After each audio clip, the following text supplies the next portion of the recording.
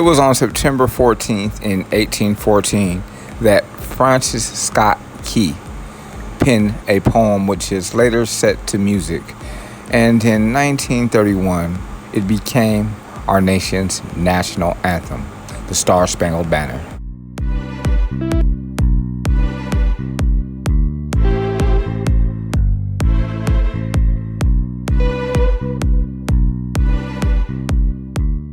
The poem, originally titled The Defense of Fort McHenry, was written after Key witnessed the Maryland fort being bombarded by the British during the War of 1812. Key was inspired by the sight of a lone U.S. flag still flying over Fort McHenry at daybreak, as reflected in the now famous words of the Star-Spangled Banner. And you know we're singing this. Quote, "And the rocket's red glare, the bombs bursting in air, gave proof through the night that our flag was still there." Unquote.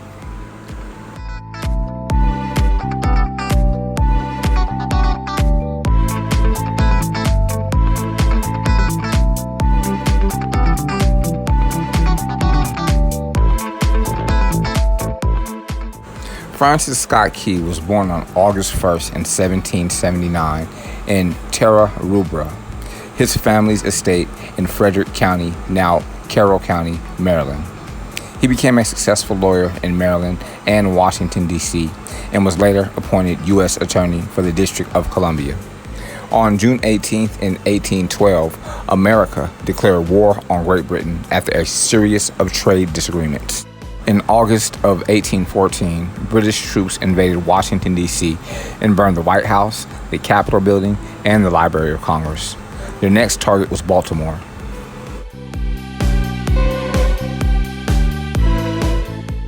After one of Key's friends, Dr. William Beanes, was taken prisoner by the British, Key went to Baltimore, located the ship where Beanes was being held, and negotiated his release. Wow.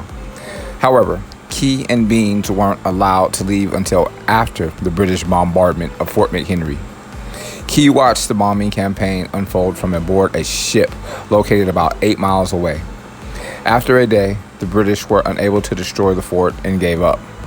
Key was relieved to see the American flag still flying over Fort McHenry and quickly penned a few lines in tribute to what he had just witnessed.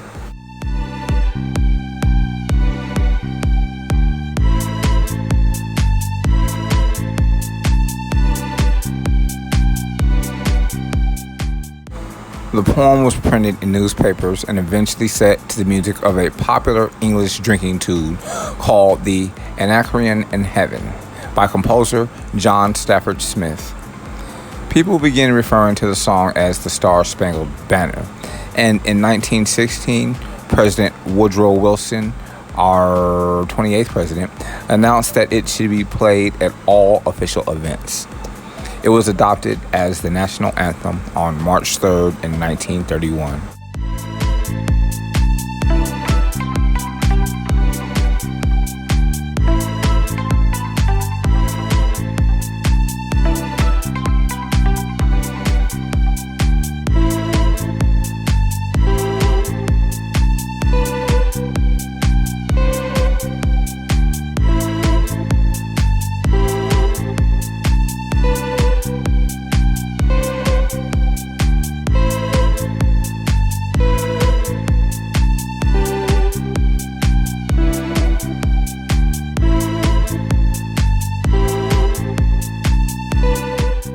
Francis Scott Key continued his eternity on January 11th in 1843.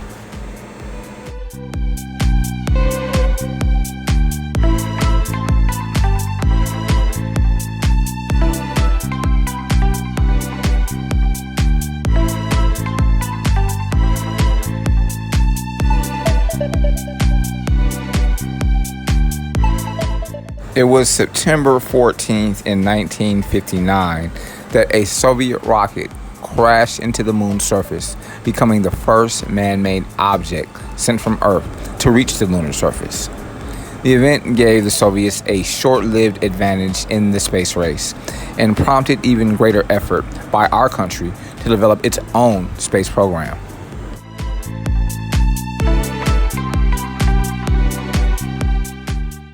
In 1957, the Soviets shocked the United States by becoming the first nation to launch a satellite into orbit around the Earth. Sputnik, as it was called, frightened many Americans who believed that the Soviets would soon develop an entire new class of weapons that could be fired from space.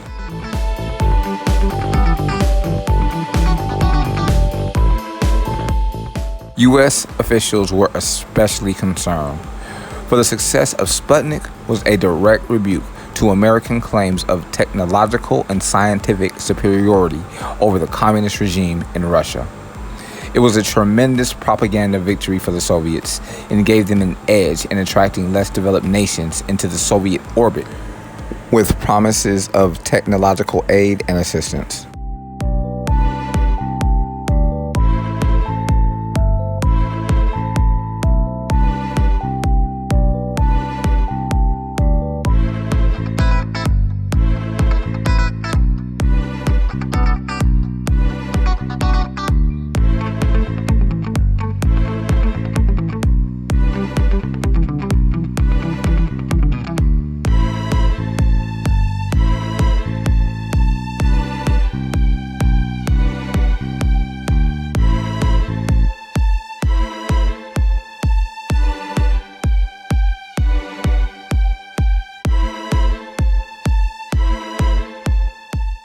We responded by accelerating our own space program, and just months after Sputnik, an American satellite went into orbit.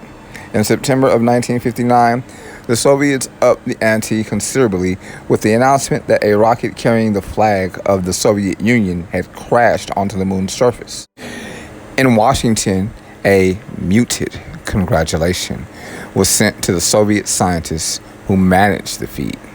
At the same time, however, the United States warned the Soviet Union that sending the Russian flag to the moon gave the Soviets no territorial rights over the celestial body.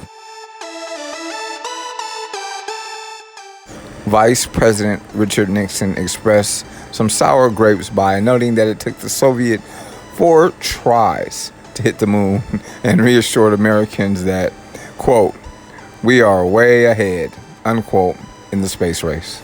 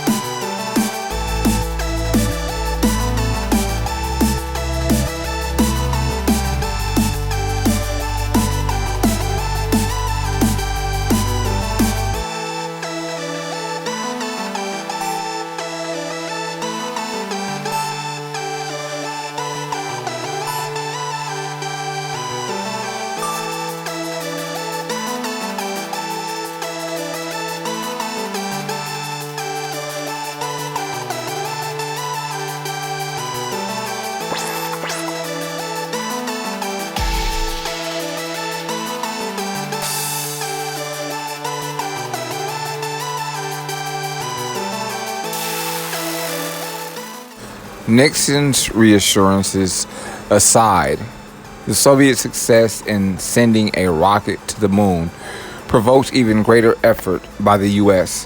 to gain an advantage in the space race. In 1960, presidential candidate John F. Kennedy made it one of his campaign themes. After winning the election, President Kennedy increased spending for the space program and vowed that America would send a man to the moon by the end of the decade. In 1969, American astronaut Neil Armstrong became the first man to walk on the moon.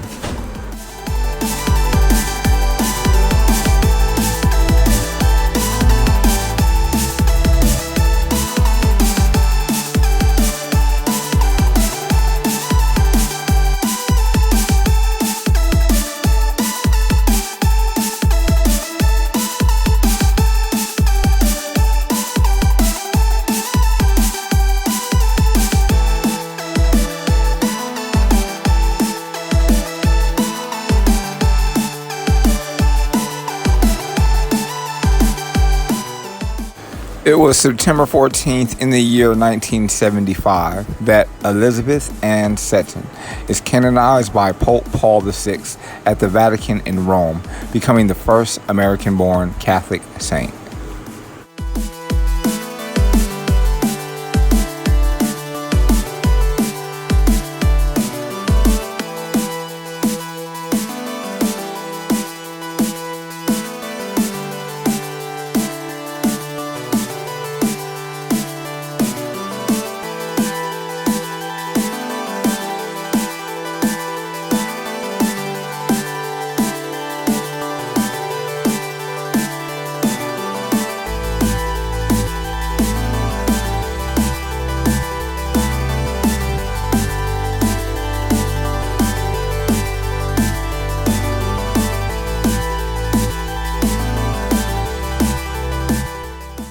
Born in New York City in 1774, Elizabeth Bailey was the daughter of an Episcopalian physician. She devoted much of her time to charity work with the poor, and in 1797 founded the Society for Relief of Poor Widows with Small Children in New York. She married William Seton, and in 1803 she traveled with him to Italy, where she was exposed to the Roman Catholic Church. After she herself was widowed and left with 5 children in 1803, she converted to Catholicism and in 1808 went to Baltimore to establish a Catholic school for girls.